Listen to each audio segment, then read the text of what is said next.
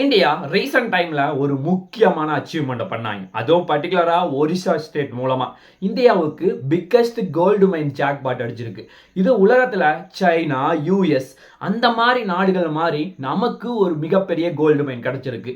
இதை இந்தியா எப்படி வருங்காலத்துல கொண்டு போக போறாங்க? ஆக்சுவலா இந்தியா இன்னுமே மிகப்பெரிய கண்ட்ரியா இருந்தாலும் கோல்டு மைன்ல நிறைய ஸ்ட்ரகிள் பண்றதுக்கான முக்கியமான ரீசன் என்ன? அதை பத்தி தான் டீடைலா நீங்க பதில பார்க்க போறோம். வணக்கம் நண்பர்களே, welcome back to Goldwell official channel. First நம்ம பார்க்க போற ஒரு முக்கியமான விஷயம், உலகத்துல நிறைய பெரிய பெரிய கண்ட்ரி இருக்கு. China, US, France, German, Italy இந்த மாதிரி நாடுகள் மாதிரி இந்தியா ஒரு பர்டிகுலர்ல ஒரிசால முக்கியமான ஏரியால கோல்டு மைன் இருக்கு அப்படின்னு சொல்லி கண்டுபிடிச்சிருக்காங்க. அதுவும் பர்டிகுலரா தியோகர், கியோ பஞ்ச், மயூர் பஞ்ச் இந்த மாதிரி ஒரிசால முக்கியமான நிறைய பகுதிகள் இருக்கு. இங்க எல்லாமே கோல்டு மைன் இருக்கு அப்படின்னு சொல்லி கண்டுபிடிச்சிருக்காங்க.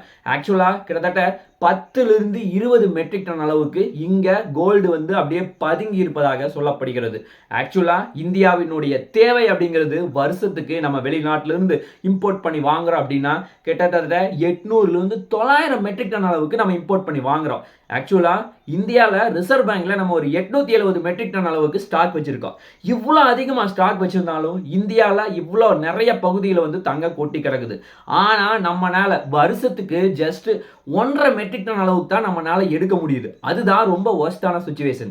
ஏன் இவ்வளோ கம்மியாக எடுக்கிறோம் அப்படின்னு பார்த்தா, நம்ம ஒரு கோல்டை கண்டுபிடிக்கிறதுல ரொம்ப ஸ்ட்ரகிள் பண்ணுறோம். அதே மாதிரியே நம்ம அப்படி கண்டுபிடிச்சாலும் அதை எடுக்கிறதுக்கு நிறைய லேட்டஸ்ட் டெக்னாலஜி இந்தியாட்ட கிடையாது. அதுதான் ரொம்ப ரொம்ப ஒரு முக்கியமான பிரச்சனையா இருக்கு. அதே மாதிரியே இந்தியா கோல்டுல அதிகமா 2 ஸ்டேட் அதிகமா இப்பவுமே தங்க அதிகமா கொட்டி கிடக்குது. அதுவும் எந்த ஸ்டேட்னா ராஜஸ்தானும் கர்நாடகாவும் தான். ஆக்சுவலா ராஜஸ்தான்லாம் பார்த்தீங்கன்னா தங்கம் கிட்டத்தட்ட 830 மெட்ரிக் டன் அளவுக்கு கொட்டி கிடக்குது. கர்நாடகாவில் 850 மெட்ரிக் டன் அளவுக்கு கொட்டி கிடக்குது. கர்நாடகானாவே நம்மளுக்கு கண்டிப்பாக ஞாபகம் வரும், கேஜிஎஃப் படத்தில் வர்ற மாதிரி கேஜிஎஃப் உடைய தங்க சுரங்கம். அந்த சுரங்கத்தில் தங்கம் அளவுக்கு அதிகமாக கொட்டி கிடக்குது. ஆனால் நம்ம பிரிச்சு எடுக்கிறதுக்கு நிறைய செலவு பண்ண வேண்டியது இருக்கும். அப்படிங்கிற காரணத்தினால நிறைய தொழிலாளர்கள் லாஸ் ஆகுறாங்க அப்படின்னு தெரிஞ்சுக்கிட்டு இந்தியா அதை டோட்டலாக மூடிட்டாங்க. ஆனால் தங்கத்தினுடைய தேவை அப்படிங்கிறது இன்னைக்கு ரொம்ப ரொம்ப அதிகமாக இருக்கு.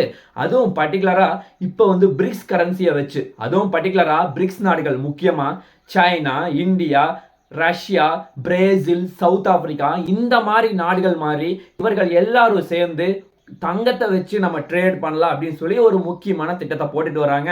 இது டாலருக்கு அகேன்ஸ்டா இது ரொம்ப ஸ்ட்ராங்கா இருக்கு அப்படின்னு சொல்லி எல்லா நாடுகளும் பிலீவ் பண்றாங்க. ஆக்சுவலா இந்தியா இவ்வளவு பெருசா நம்ம பிளான் பண்ணிட்டு இருந்தாலும் இன்னொரு சைடு சைனா அடிச்சு நொறுக்கிட்டு இருக்காங்க. அதுவும் பர்டிகுலரா ஒரே ஏரியால 2024 நவம்பர் மாசம் கிட்டத்தட்ட 1000 மெட்ரிக் டன் இருக்கிற அளவுக்கு ஒரு மிகப்பெரிய மகா தங்க சுரங்கத்தை கண்டுபிடிச்சிருக்காங்க. இது South Africa already 900 metric ton இருக்கிற அளவுக்கு ஒரு மிகப்பெரிய தங்க சுரங்கத்தை கண்டுபிடிச்சு அதை எவாபரேட் பண்ணிட்டு இருந்தாங்க, வெளியே எடுத்துட்டு இருந்தாங்க. ஆனா அதை விட பெட்டரா இப்ப சைனா இதை உருவாக்கிட்டு இருக்காங்க. ஆக்சுவலா இது வரைக்கும் சைனாட்ட இப்ப ஸ்டாக் இருக்கிறது அப்படின்னு பார்த்தா 2000 மெட்ரிக் டன் அளவுக்கு ஸ்டாக் வச்சிருக்கோம். இந்தியாட்ட ஜஸ்ட் 870 மெட்ரிக் டன் தான் இருக்கு. அதை விட பல மடங்கு இவங்க ஸ்டாக் வச்சிருக்காங்க. அதே மாதிரியே இங்க தங்க வருஷத்துக்கு நம்ம 1 மெட்ரிக் டன் வெளியே எடுத்தோம்னா சைனானால 380 மெட்ரிக் டன் அவங்களால வெளியே எடுக்க முடியுது. அதுக்கு காரணம் அவங்ககிட்ட இருக்க லேட்டஸ்ட் அட்வான்ஸ் டெக்னாலஜி தான் இன்னைக்கு வரைக்கும் பெரிய லெவலில் அவளுக்கு முன்னேறி கொண்டு போயிட்டு இருக்கு. அதே மாதிரியே அந்த மைனிங்ல இன்ஃப்ராஸ்ட்ரக்சர் அப்படிங்கிறது அவங்க பெரிய லெவலில் டெவலப் பண்ணி வச்சிருக்காங்க. இந்தியா இந்த இடத்துல நிறைய ஸ்ட்ரகிள் பண்றோமோ அப்படிங்கிறது தெள்ள தெளிவா இந்த இடத்துல தெரியுது. அதே மாதிரியே உலகத்தினுடைய உற்பத்தி சைனா மாதிரி உலகத்துல நிறைய நாடுகள் தங்கத்தை உற்பத்தி பண்ணிட்டு இருப்பாங்க. இதுல சைனா கிட்டத்தட்ட 15-20% மேல தங்கத்தை இவர்கள் வெளியேற்றுக்கிறாங்க. ஆக்சுவலா உலகத்துல தங்க வெளியே இருக்கிறது அடுத்த விஷயம். ஆனா தங்கத்தை பூமியிலிருந்து வெளியே இருக்கிறது தான் இங்க மிகப்பெரிய ஹைலைட். அதை சைனா ரொம்ப சூப்பரா பண்ணிட்டு இருக்காங்க தான் சொல்லலாம். அதே மாதிரியே இந்தியாவினுடைய தங்கத்தினுடைய மொத்த கெப்பாசிட்டி அப்படின்னு பார்த்தா வருஷத்துக்கு 2 மெட்ரிக் டன் தான் இருக்கு. அதே மாதிரியே இந்தியாவினுடைய மொத்த தங்க எடுக்கிற கெப்பாசிட்டி அப்படின்னு பார்த்தா ஜஸ்ட் ஒரு 2 மெட்ரிக் டன் அளவுக்கு தான் ஆவரேஜா வருது வருஷம்.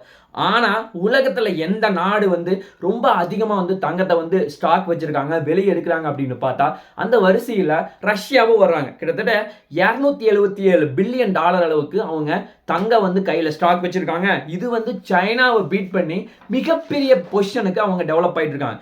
அதுவும் பர்டிகுலரா ரஷ்யாட்ட கிட்டத்தட்ட ஸ்டாக் மட்டும் கிட்டத்தட்ட 35% அவர்கள் உலகத்தில் இருக்க மார்க்கெட்ல அவங்க மட்டும் ஸ்டாக் வச்சிருக்காங்க. அந்த அளவுக்கு உலக மார்க்கெட்டை அவங்க டாமினேட் பண்ணியிருக்காங்க. அதனால தான் இந்த பிரிக்ஸ் கரன்சியை இதை வச்சு மூவ் பண்ணலாம் அப்படின்னு சொல்லி ஒரு முக்கியமான முடிவு எடுக்கிறாங்க. அதே மாதிரியே யூஎஸ் வந்து கிட்டத்தட்ட 8100 மெட்ரிக் டன் அளவுக்கு தங்கத்தை ஸ்டாக் வச்சிருக்காங்க. உலகத்துல ரொம்ப தங்கம் வந்து அதிகமா ஸ்டாக் வச்சிருக்க கண்ட்ரினா அது யூஎஸ் சொல்லலாம். இவங்க மட்டும் வந்து காம்படேட் பண்ணக்கூடாது இந்தியா கூட. ஆக்சுவலா ஜெர்மனி, இட்டாலி, பிரான்ஸ் இந்த மாதிரி நாடுகள் எல்லாமே இந்தியாவோட பெட்டரா 2 ஸ்டெப் வந்து முன்னாடி போயிட்டு இருக்காங்க. அப்படிங்கிறதா ஒரு நிதர்சனமான உண்மை. அதே மாதிரியே உலகத்துல ஒரு முக்கியமான கோல்டுன்னு ஒரு கவுன்சில் வச்சிருக்காங்க. ஆக்சுவலா அவங்க என்ன சொல்றாங்க, 2024 டேட்டாவை படி கிட்டத்தட்ட 5000 மெட்ரிக் டன் வந்து ஒரு வருஷத்துக்கு எங்களுக்கு தேவைப்படுது அப்படின்னு சொல்லி சொல்றாங்க. அந்த அளவுக்கு உலகத்துல தங்கத்தினுடைய தேவை அப்படிங்கிறது ரொம்ப அதிகமா இருக்கு. ஆனா தங்கத்தை பூமியிலிருந்து எடுக்கிறது அப்படிங்கிறது நிறைய இஷ்யூ காரணமா டோட்டலா வந்து ஸ்டாப் ஆயிருது. இல்ல அக்ரிகல்ச்சர் இஷ்யூ காரணமா நிறைய பேர் வந்து அந்த எடுக்கிறதுக்கு தயங்குறாங்க அப்படின்னு அந்த கோல்டு கவுன்சில் வந்து சொல்றாங்க. அதே மாதிரியே இதுவரைக்கும் தங்கம் வந்து 2024 மட்டும் கிட்டத்தட்ட 25% வந்து உயர்ந்திருக்கு. கிட்டத்தட்ட 40 முறை வந்து தங்க ரேட்டை அதிகரிச்சுட்டே இருக்காங்க. இது வந்து தங்கத்தினுடைய டிமாண்டை ரொம்ப அதிகரிக்குது அப்படின்னு சொல்லி தெளிவாக தெரியுது. ஆக்சுவலா இந்தியா மாதிரி நாடுகள் எல்லாமே அதிகமான மக்கள் வந்து தங்கத்தை வந்து யூஸ் பண்றாங்க.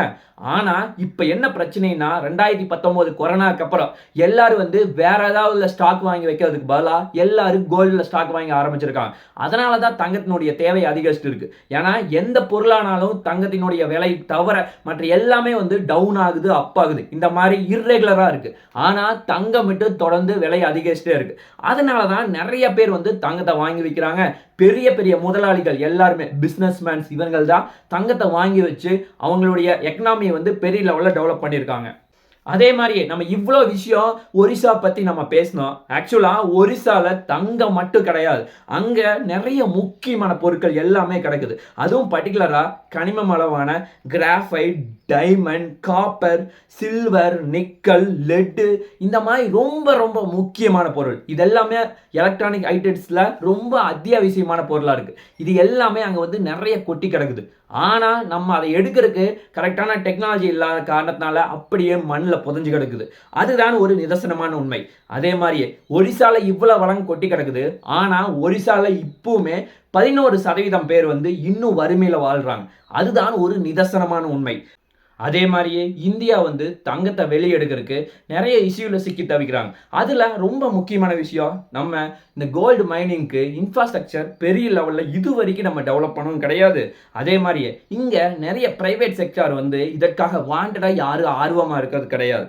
அதே மாதிரியே தங்கத்தை வந்து வெளியெடுக்கிறதுக்கு இந்தியா வந்து நிறைய ஸ்ட்ரகிள் பண்ணிருக்காங்க. அதுல ரொம்ப முக்கியமானதுன்னா இன்ஃப்ராஸ்ட்ரக்சர் இந்தியாட்ட பெரிய லெவலில் இந்த கோல்டு மைன்ல கிடையாது. அதே மாதிரி நிறைய பிரைவேட் கம்பெனிஸ் இந்தியாவுக்குள்ள இதற்காக வந்து வாண்டடா வர்றாங்க அப்படின்னு பார்த்தா ரொம்ப ரொம்ப கம்மி தான். அதுதான் இதில் இருக்க இன்னொரு முக்கியமான பிரச்சனை. இந்தியா வந்து தங்கத்தை வெளியெடுக்கிறதுக்கு ஸ்ட்ரகிள் பண்றதுக்கு ரொம்ப முக்கியமான பிரச்சனை அப்படின்னு பார்த்தா இன்ஃப்ராஸ்ட்ரக்சர் பெரிய லெவல் இல்லை. இன்னொரு முக்கியமான பிரச்சனை, நிறைய பிரைவேட் செக்டார் வந்து உள்ள வந்தா தான் ஆகுது, ஆனா யாருமே வர மாட்டேங்கிறாங்க. அதே மாதிரி இன்னொரு முக்கியமான பிரச்சனை, தங்கம் எங்க இருக்குன்னு கண்டுபிடிக்கிறதுக்கு இந்தியா வந்து ரொம்ப ஸ்ட்ரகிள் பண்றாங்க. அப்படி கண்டுபிடிச்சாலும் எடுக்கிறதுக்கு ரொம்ப ஆழ தோணுனா மட்டும்தான் தங்கம் கிடைக்கும். அதுதான் இதுல இருக்க இன்னொரு முக்கியமான பிரச்சனை. இது எல்லாத்தையுமே வந்து இந்தியா எப்படி வந்து நம்ம மனசுல எடுத்துட்டு நம்ம அடுத்த ஸ்டெப் போகும் அப்படிங்கிறத நம்ம பொறுத்து வந்து தான் பார்க்க வேண்டும். ஏன் அப்படின்னா தங்கத்தை வந்து நம்ம வெளியெடுக்கிற பேர்ல விவசாயத்தையோ அல்லது மற்ற இடத்தையோ அழிச்சோம்னா நிறைய சிக்கல் வரும் அப்படிங்கிறது ஒரு நிதர்சனமான உண்மை.